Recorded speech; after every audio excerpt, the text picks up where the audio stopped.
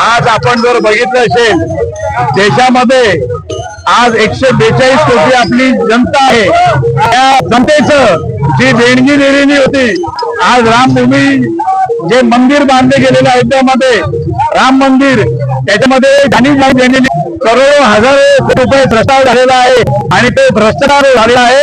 त्याच्यामध्ये जी कमिटी नेमण्यात आलेली होती ते पंतप्रधान मोदी साहेबांनी नेमलेली होती।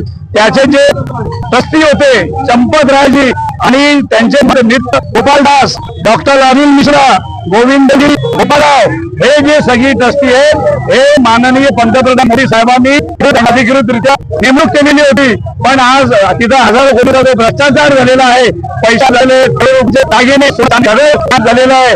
तर त्या सुप्रीम कोर्टाच्या यांची चौकशी व्हावी आणि यांच्यावर सगळ्यांवर गुन्हा दाखल व्हावा ही आमची मागणी आहे। दुसरं